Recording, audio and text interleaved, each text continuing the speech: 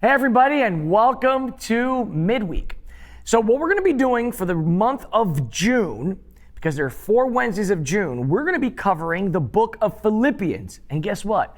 Philippians has 4 chapters. What? So we're covering chapter 1 today. But before we go into chapter 1, I just want to give you some facts and some things that you just need to know about the book of Philippians. So, one, Paul wrote this letter to the Christians in the first century city of Philippi, and he wrote this letter from a Roman jail in the city of Rome. That's very important to understand. We also need to know that Philippi was a city where retired Roman soldiers would go to live, okay? And we're going to explain why that is very important for the story of that we're going to get into today and what we're going to be talking about with the book of Philippians. Another thing, knowing that Paul was in a Roman jail, is that this book it's considered one of the most encouraging and joyous books in the Bible. The amount of times he writes the word have joy or rejoice is more than any other book he's written. And considering that he was in a Roman jail, which means that the only way he could get supplies and his daily needs would have to be from outside sources, family members and friends. So he was in a very tough situation, and he was put in jail because he claimed Jesus first over Caesar, over the Emperor Nero. So how can a person in these circumstances have so much joy? It's because Paul realized our core idea, our big idea for this midweek, and it's this, is that Jesus matters most. Jesus matters most. And we could dive right here in Philippians chapter 1 to see this, okay? Philippians chapter 1, verses 9 and 10. Look at what the Apostle Paul says. He says this, I pray that your love will overflow more and more, and that you will keep on growing in knowledge and understanding of what? Of what? Of Jesus, of course. Of who Jesus is and how Jesus wants you to live. And then he goes into verse 10. For I want you to understand what really matters most, so that you may live pure and blameless lives until the day of Christ's return. So Paul is just encouraging the Philippians, encouraging them to say, hey, what matters most is Jesus, and I want you to keep Jesus front and center. I want you to keep Jesus at the forefront of your mind so that you will realize what matters most. And that living for him, and no matter what situation you're in, is what matters most. Paul is wanting the Christians in Philippi to live for Christ, right? And he knows that the best way to inspire them is to remind them of his current situation. And so right there in verse 13, the Apostle Paul reminds them, hey, guys, I'm in jail. I'm in jail, but I'm not going to stop talking about Jesus. I'm not going to stop preaching the message of hope and pointing people to Jesus first. Look at what he says in verse 13. For everyone here, including the whole palace guard, knows that I am in chains because of Christ. Paul is giving people an indication, a picture that, hey, these are palace guards guarding me. That means they have access to some pretty important people. They're rubbing shoulders with some pretty important people. So I'm going to tell them about Jesus. Oh, by the way, right? They know that I'm here because of Jesus. Now, see, they know Paul isn't some criminal, you know? He's not some shady business dude. He's not creating this revolution built on violence like it's been done in the past against Rome. No, he's starting a revival. Telling people about Jesus. Look at verse 14. And because of my imprisonment, Most of the believers here have gained confidence and boldly speak God's message without fear. And he's talking about the Christians in Rome. The climate in Rome was very anti-Christians, and now they hear him talking about Jesus, and the word's spreading, and it's building confidence. It's building confidence. And what we need to understand is this, is that when Jesus matters most, confidence is gained. When Jesus matters most, confidence is gained. For some of you, you might be experiencing people coming down on you because of your faith. Maybe it's family members, maybe there's some coworkers, maybe some of your own friends. Or maybe you feel like you're all alone and nobody really understands what you're going through. You're like the only Christian in your environment, which was the case for the Christians in Philippi. I mean, they're surrounded by people who believe that Caesar is God. Caesar is Lord. Caesar brings peace. Not Jesus. Not Jesus. And some of you might be feeling like, okay, I don't have any confidence left. And here, right here in the book of Philippians, Paul's encouraging you and saying, hey, when Jesus matters most, what he does, he builds confidence in you.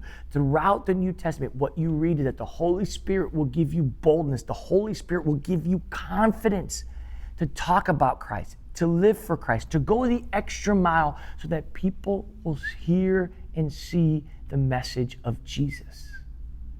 And your confidence will be elevated because you put Jesus first.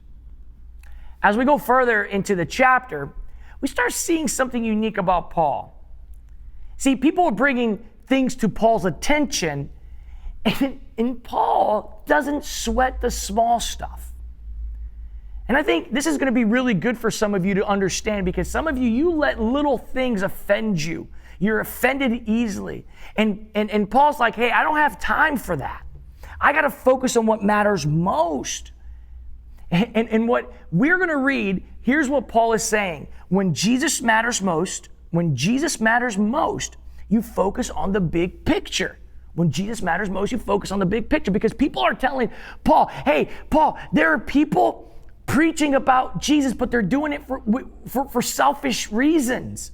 And then here's what Paul says. I mean, this is brilliant. He says in verse 17, those others do not have pure motives as they preach about Christ. They preach with selfish ambition, not sincerely, intending to make my chains more painful to me. But I love that. I love what he says next. Listen to this. But that doesn't matter. I'm not sweating that right now. I got bigger fish to fry. I got to focus on the big picture. Whether their motives are false or genuine, the message about Christ is being preached. Either way, so I rejoice. I will continue to rejoice. How many of you rejoice and continue to rejoice when people throw petty things your way?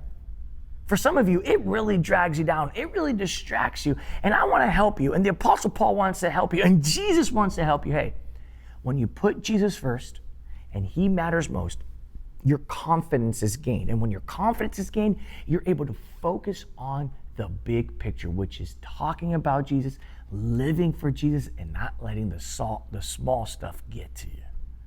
Because the next part, Paul's going to remind us about something else, and it's this, is that when Jesus matters most, then you live for what matters most. If you're sweating the small stuff, if you don't have the big picture in mind, you won't live for what matters most. And Paul's going to remind us of what matters most here in verse 20.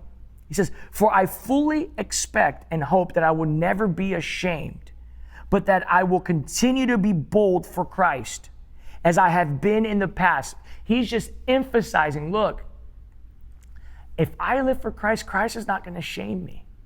And some of you feel that. Some of you say, if I push forward for Jesus, if I talk about Jesus, I'm going to be shamed by my peers. You might be shamed by your peers, but whose voice matters most? Jesus. What Jesus thinks about you and what Jesus says about you is far greater, and what in his voice is what fills your confidence than anybody else. So Paul says, this is what matters most. And I love this. And I trust that my life will bring honor to Christ, whether I live or die. For to me, living means living for Christ, and dying is even better. At the end of the day, he's realizing what matters most. And to live for Jesus, and to live for him and his way, and preach Jesus, and, put Jesus in the front and center of your life and in the decisions you make is what matters most. It's what brings people hope. And hope is what we need right now. Hope is what we need in our society. And Jesus brings it to us in a way that nobody else can promise it. That nobody else can, nobody can deliver hope the way Jesus can deliver hope. But you gotta keep him first. You gotta keep Jesus first. Okay, now listen to what Paul says here in verse 27. Above all, you must live as citizens of heaven. That's powerful. We'll get to that in a second. Conducting yourselves in a manner worthy of the good news about Christ. Then whether I come and see you again or only hear about you, I will know that you are standing together with one spirit, one purpose, fighting together for the faith, which is the good news. What is Paul saying? We got to understand context. The context is that he's writing to a group of Christians in the Roman city of Philippi. This city of Philippi was ran, right, by Rome. And the people living in there loved Rome. Why? Because most of the people there were retired soldiers who, because they served Rome, they were tax exempt. They didn't have to pay taxes. They put Caesar front and center. And Paul wrote this letter knowing that some of his believing friends were at risk of losing a lot because they fought for Rome. And they started to realize, wait a minute, I'm a Christian before I'm a Roman. That means that I have to look at what Rome stands for. And then I have to put that against the list of what Jesus stands for. And I have to take out what doesn't represent Christ. This is hard because we live in a very polarized season in our country. And you need to understand what I'm about to say. Because Paul is saying this. Jesus is reminding us. And understanding this is going to give you the confidence to live for Christ, to understand what matters most, to see the big picture. And it's this, is that you are a Christian who happens to live in America. You are a Christian who happens to be an American. And that what we choose first isn't the nation that we live in, but Jesus and the nation of heaven first. How does that affect you? How does that affect me? That when you look at all the stuff on social media, how you respond first ought to be in response to heaven, with Jesus in the forefront of your mind, with Jesus as the big picture to your response on Facebook, Instagram, Twitter. How you talk at your work. How you talk with your friends, your family members. It's Jesus first. Now, what I am not saying, I'm not bashing America because I chose to live here. I love my country. Right? I came here from Brazil when I was 3, and I became an American citizen when I was 27. I chose to do this. I love my country. But I'm a Christian first. I have more confidence in being a Christ follower than I do being an American. Because Jesus matters most. And he's going to help me be a better American. He's going to help me elevate my country when I elevate him first. See, this confidence in nationality is really interesting. When I went to Haiti some years back, I have the unique ability to have dual citizenship.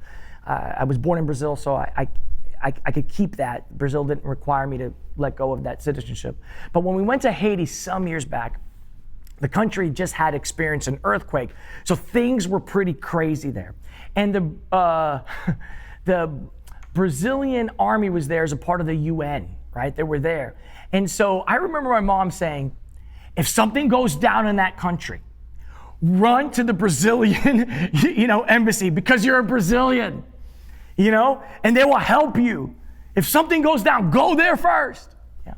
I was like, thanks, Mom. Appreciate it. I'm also responsible for all these people that were going on this trip, but thank you. But what she was saying, she's like, hey, utilize your citizenship in this way. And I had to remind her, oh, no, I was utilizing my citizenship in a different way. I was utilizing my citizenship in heaven in a different way.